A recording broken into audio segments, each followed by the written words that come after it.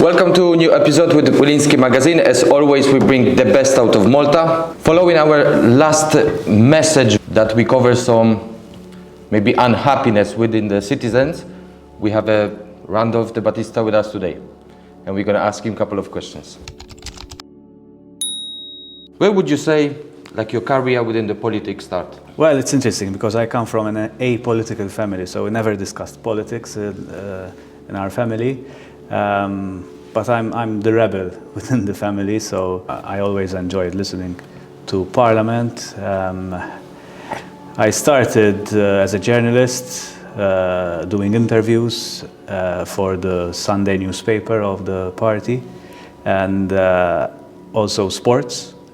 Then I moved to reporting Parliament, and that's when I got the call in 2011 to join the communications office of the Labour Party, and we had that magnificent campaign in 2013 where we won the election, and obviously we went in government. Then after some time working for Louis Grech, the Deputy Prime Minister back then, I moved to Brussels in the diplomatic world. Then Prime Minister Joseph Muscat asked me to come back to Malta to start as a CEO of the party. It's a position that I always wanted to occupy because it's the position that gives you the view of the party. You can strategize, you can plan ahead, and obviously it's something that I'm really into. Budgeting, making sure that the party is strong enough financially. You have the commercial aspect of the party, which is very important. Then after that, in 2020, I moved back to Brussels, and then Robert Abert, after this election, called me to come back as CEO, and in my new role also as a Member of Parliament, where now things have changed because now I'm more in the front line in Parliament, so I have now a dual role. No, I think for those people who follow you on the social media, I think you are very active, and actually I think it comes across, you have a lot of opinions in general, and you bring them forward. Do you see those opinions bring the change? I'm all for change, so that's something that I keep pushing throughout the party, internally. When I meet people who are working in the party, I always strive for change because that's what gives hope to people, progress. And I always have an opinion on everything. I believe that politicians should have an opinion on everything. Opinions change. But for me, it's not acceptable for a politician to say, I don't have an opinion on that subject. You should always have an opinion. And I think that it's what citizens expect. They can disagree with your opinion.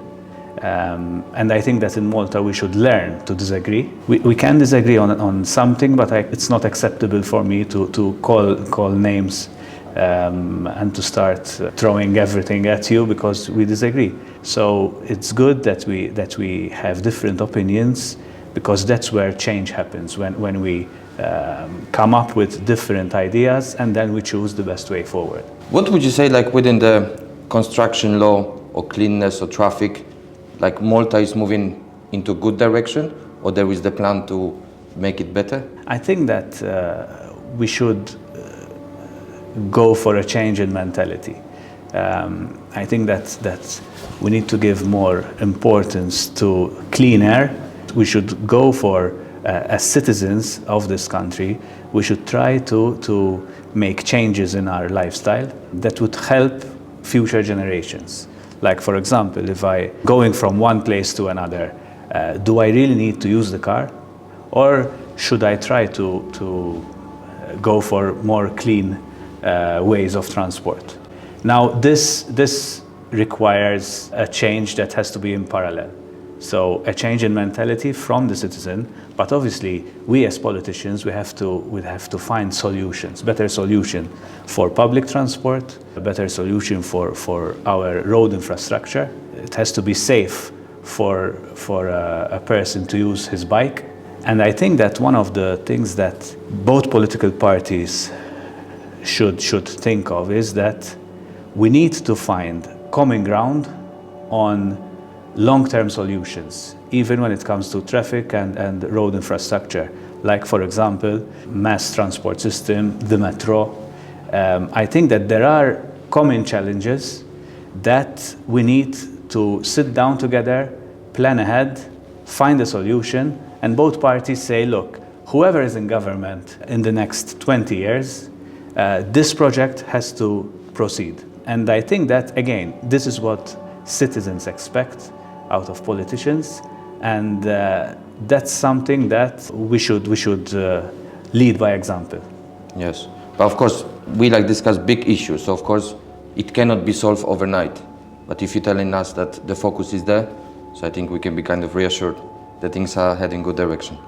Yes, and I, for one, as a member of parliament, it is my obligation as well to see that I ask questions and see that things are moving in the right direction. Yes.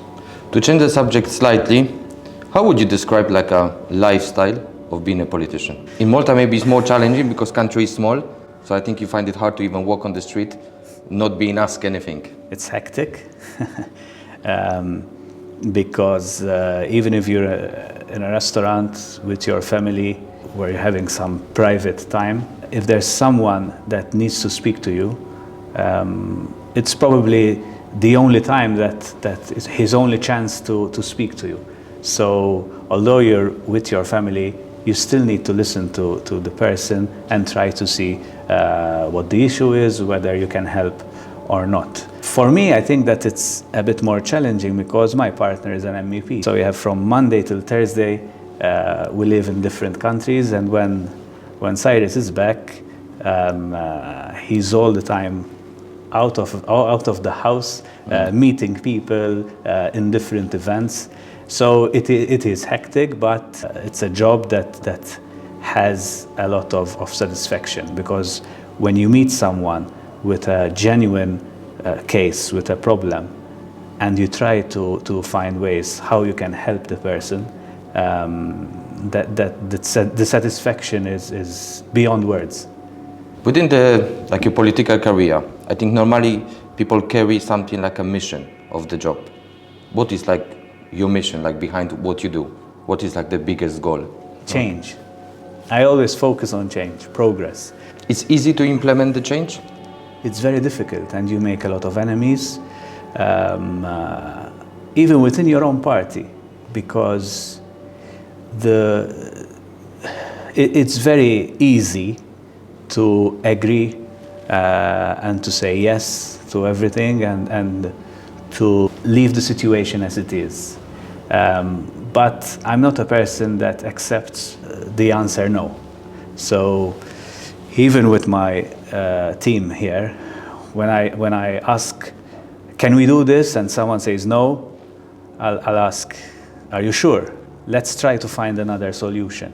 And one of the things that I think I should mention is that we as politicians, if someone comes up to us and opens up about a situation, we have an obligation to find a solution for the person, even if the person is in a minority. So for example, if it's a question of a rare disease, if it's a question of civil liberties, I think that at least the way I look at it is that if I know about a problem, I can't just continue living my life knowing that a person is not being cared for. No one is listening to that person, and I continue doing my own my usual job.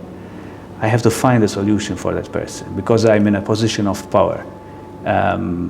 If I'm not able to find a solution, then why am I there? And that's how I approach politics. That's how I approach the day when I wake up in the morning. Okay, that is a very nice mission then. Normally with our interviews we try to bring sort of an inspiration to others. Would you have any a life lesson that helped you the most and you could share with others? I came out as gay quite late in my life. And it's something that changed me. When we find someone that is different from us, it's easy to focus on what we have different from each other. When a person is comfortable speaking to you, that's where the best comes out of the person. And I think that we should learn to see each other as humans, whatever our differences. So if it's the color of the skin, if it's the lifestyle, if it's the sexual orientation, if it's age, because also age can be discriminatory. We should speak to each other as humans. We should sit down, discuss, and judge each other on our actions, not on our differences. And that's something that I keep as my motto, because if we try to find the best out of each other, we could live in a much better place. And Malta is so small. We don't know how big our potential is if we join forces. We have a lot of differences that come from historical backgrounds. We have a lot of divisions. But if we come together, at least on our common challenges, and respect one another, I think that our opportunities are endless in this country.